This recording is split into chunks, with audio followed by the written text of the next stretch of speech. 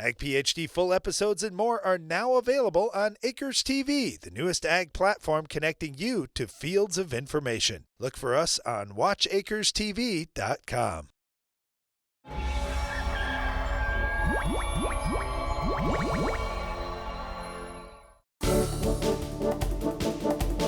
I have a friend that farms down in Texas, and in February, he's planting corn. In February, our soil is rock hard and frozen. Well, there are some advantages to being in a place like Texas where the ground's not going to freeze, and there are absolutely some advantages of being in a place where the ground does freeze. So we'll talk about freezing ground, the pros and the cons.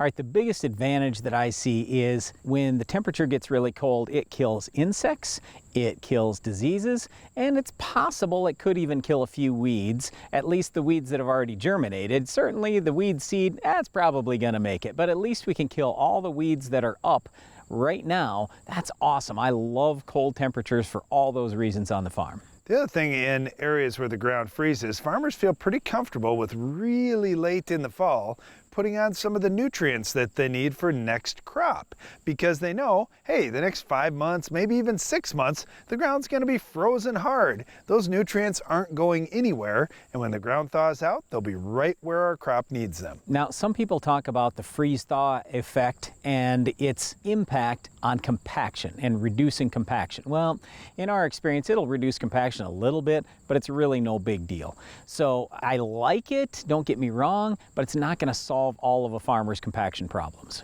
No, it sure won't, but there are some definite advantages here of that ground getting hard and the ground thawing out in the spring. Let's look at the other side of this issue though. What about where the ground never freezes? Obviously, you mentioned insects and disease that a frost or a freeze can kill. Well, you don't have those advantages in areas where the ground is thawed out, but you could potentially have something growing in the ground year-round, and keeping those microbes working all year round, that's got to be good for soil health. Well, but the other thing I look at is if I can raise 2 crops a year, or maybe even 3, I can bring in a lot more income. Well, that's a possibility for sure. The other thing is when you get rains, instead of it running off because you've got ground that's frozen, you get a chance for that rain to soak in. So you've got really 12 months for moisture to soak into the soil potentially. Well, whether we like it if the ground freezes or it doesn't really matter. In South Dakota, it's going to freeze every single year.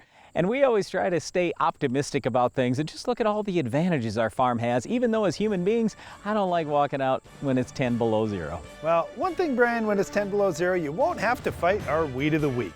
But when it's above freezing, you certainly will. We'll show you how to stop this tough weed later in the show.